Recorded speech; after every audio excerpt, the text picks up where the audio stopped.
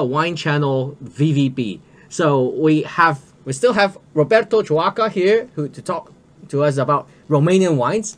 So he's ethnic Romanian from Romania who's lived in Switzerland and is now living in Hong Kong right now. He's lived here for 12 years. Yes. And so actually Romanian wines, how do you think there's a market for it in Asia? I think there is a market, but you have to carefully choose the wines that you want to present. Because, as an example, if you would want to focus on international varietals, which are probably easy to sell because they are known, you will make a mistake. People associate Chardonnay with Burgundy and Australia. I'm talking about how people's reaction to wine is in Hong Kong. So if it's not Burgundy, if it's not something coming from Australia, it's strange. You will not have a selling point. It would be a Chardonnay that people would compare with those, and they would not match. Well, Napa, they have Chardonnay as well, yeah, you know, right? But it would be a different price point. It would not be in your advantage. So you'll be competing on price alone? I think you would. I think you would.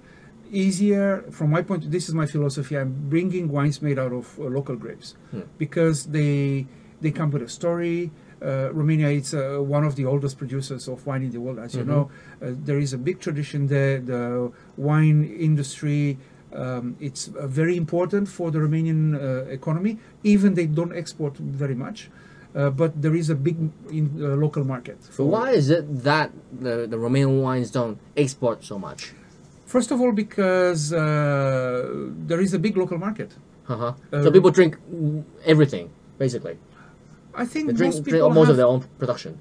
Yeah, people are used to wine being on the table, actually. So it's like same as it is for the French, for the Italians, for the Spanish. Because Romanian is a Latin culture. It's not a Slavic culture. Remember Not at that. all. It's one of the most Latin that exists. Yes, for sure.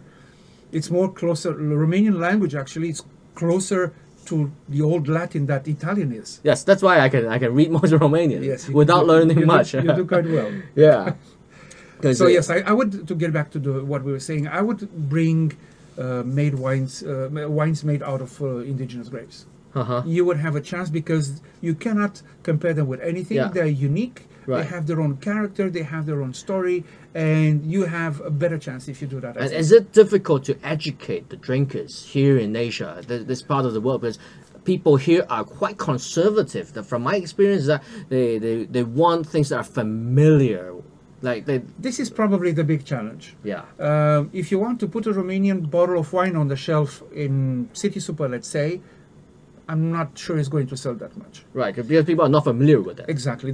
It's not going to be easy pick for a Hong Kong consumer. But if you have the chance to make the people taste the wines, they would appreciate it for what it is. But so the struggle is to have the wine in the glass. That's the problem. I mean, as an importer, that's always a challenge, right? This is the biggest challenge you're facing, yes. This when sometimes here in Asia, when you serve someone a wine that he's not that familiar with, that person would actually decline. It's a normal reaction, unfortunately, here. Yes, I know. I have witnessed it myself, and it's nothing you can do. I think in Europe, people are more adventurous, right? People are more open-minded, I think, first of all. And second, people have more the habit of having a bottle of wine on the table during the week. Wine is on the table everywhere you go in France, lunchtime and dinner, right? In France, in Italy, in Greece. With every meal. With every meal, that is the big difference. There are not that many local Hong Kongers that are drinking wine with their lunch, right? Well, we do. But that's it. But you will have a bit of a challenge there. Yeah. I think this is one of the points. If you get the chance to showing your wines to the clients, you have a very good chance of them liking them, because most of the Romanian wines are very fruit driven and therefore pleasant, easy to drink actually. But was it difficult for you when you first moved here to Hong Kong from Switzerland? Because people are quite different, right? I mean, it's a different approach. Yeah, people are a bit more reluctant. Here, people like to go to what you were saying for what they know.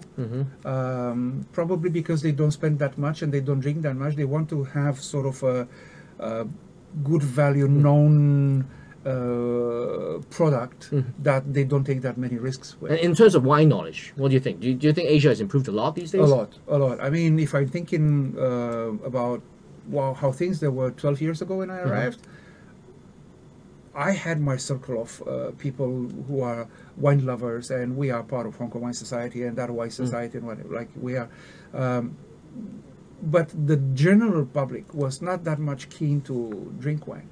I think that changed a lot because of a lot of the younger generation are traveling, and they want to revive the same the same experience that they had abroad.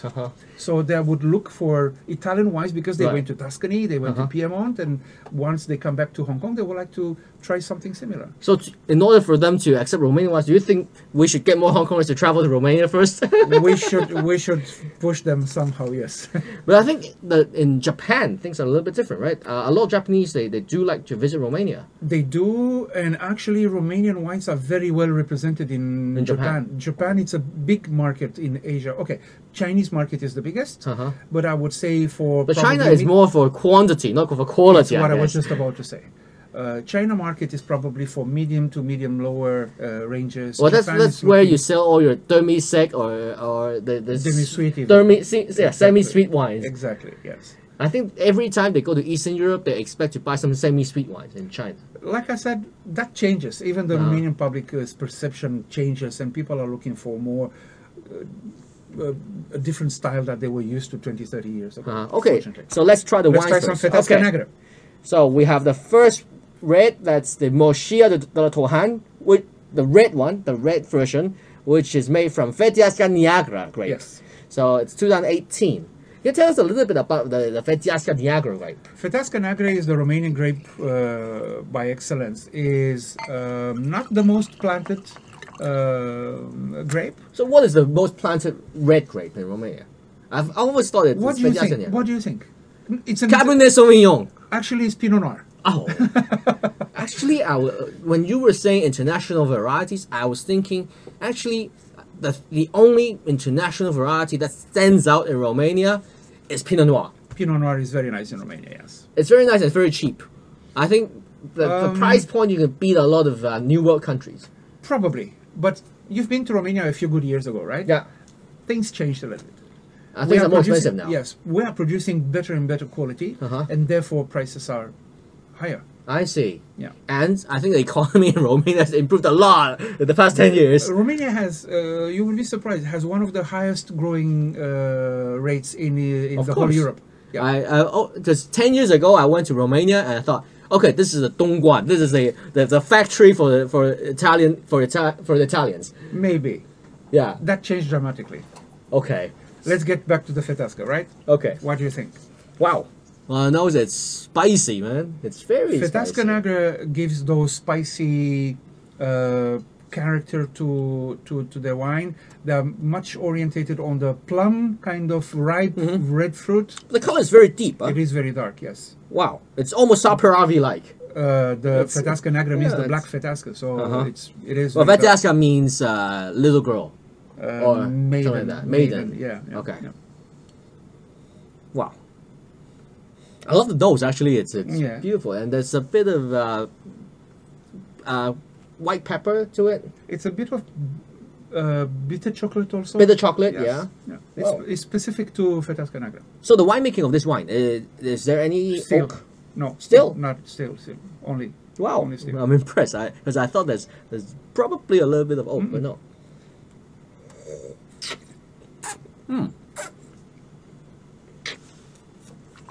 Wow, there's actually very nice concentration. Wow, the wine is concentrated. I mean, for a price, I mean, the price point is pretty low. It's the entry level. It is. This particular label, yes. But it's very. But the wine is very well drinkable. made. The wine is very well made. Wow, I'm impressed. It has a very good structure, good tannins. Wine is young, would probably be benefiting from another 6 months in a bottle. Yeah. But it's got some tannins to it. You can feel the tannins, but it's not too rough. They're not it's quite round. Yeah, they're quite polished tannins. And then there are some nice fruits to it. Yeah. But it's not fruit driven like a New World. No. It's got some complexity. more we go to better and better quality of Feteascas, I'm going to tell you at the end what I think the Feteasca it's more similar to. There is actually a wine that is somehow, or the Feteasca is similar to that one. You will discover it yourself a bit further. All right, so let's give this wine a score. Wow, I'll say it's super nice. It's more than what I would expect from an entry level. It's a good B. It's right? a good B, B plus. Yeah.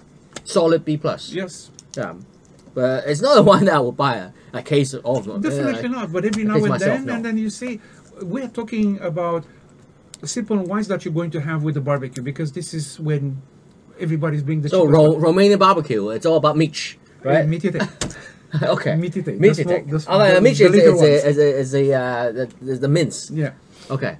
The little ones. Those are the. In Cioaca. Yeah. Exactly. But do you guys eat it with that pepper sauce? No. Okay. Ours that's are just grilled. Okay. On a charcoal fire. Okay, because in Croatia, Serbia, it's served with a red pepper sauce. Yeah, it is. Let's try the other one. Let's try the other one. Yep. The Moschia de la Tohan, Special Reserve, which is also a Feteasca Neagra. The producer says it's a better grape selection. Yeah, but the entry level one was already quite impressive. It was very good. Huh? Yes, quite impressive. Yeah. So this is 2017 vintage. And you can tell. It's 1 year older. The previous one was 2018. And you can tell immediately on the nose. There's more substance to it, huh? Yes, it is. It's not as direct and just... I think it's going to be, by the way the nose is, I think the palate is going to be more elegant and more subtle. Okay, let's give it a try.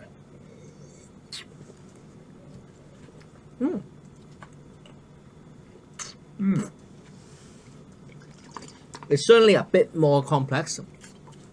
It is more complex. And then towards it's a bit more end, structured. It's much more structured, but towards the end, there's this mineral attack to your tongue. I mean, you can feel that mineral on the tip of your tongue. That is the terroir of Dalomare. Wow, wow! I can still feel it now. Yeah. Oh my God, it's very long lasting. Actually, that minerality, very, that attack of minerality is very long lasting. It's a very good surprise for me. We are discovering together today this domain. I knew about it. It was highly recommended, and without tasting the wines, just by the recommendation that I had from very good winemakers in Romania, I had a bit of an idea about getting some. But when you were in Romania, this winery was not at the best of time, right? No, because at that time it was through some difficult times. Still a little bit of cooperative, so quantity mattered over quality. Wines were with a high level of sugar, which is a bit off-putting if you think about it. Yeah. It's not a very high. You don't want a late harvest Pinot Noir, but they were making a lot of it. Not Sweet, this particular, and with some sweetness. Yeah, not this particular producer, but that was. I've had some really disgusting demi sweet. Yeah. Dulce, yeah. Demi Dulce Pinot Noir. Yeah. It was just terrible. I mean, why would you have It was a Dulce? market. Yeah. That was the Russian market. My so God. people were producing for their clients, right? I like quite a lot this one. It has more complexity to it. But for me, the first wine was better as an introduction to the grape of Feteasca Neagra, because it's direct, so you can get an idea of what that grape is. The second one has more winemaking to it. Of course, it's a better wine. But if you're trying Feteasca Neagra for the first time, I think the first one it's a better bet. I think you're right. Because you can feel the purity of the grape. It's more pure as a grape, and it's more straightforward. Because you want to have an idea of what Feteasca Neagra is first. Exactly. It's an introduction. Yeah. But this one, it's more advanced. A bit more advanced. It is, yes. I have to agree with you. I think I like the simplicity, if you can call it like that, in the first wine, which is Feteasca when it's not complicated, the way it is. So I think if I had to give this one a score, I would just say it's a B. It's not a B plus. Yeah. Because it's more complex. It's a better wine, yes, but in the sense the other one that, is more interesting. Yeah, it's more interesting. Exactly. Because we want a wine that really represents the great variety when people try it for the first time. Yeah. So we'll review 2 red wines, and we'll come back for more red wines, but we'll take a break, and then we'll come back for more.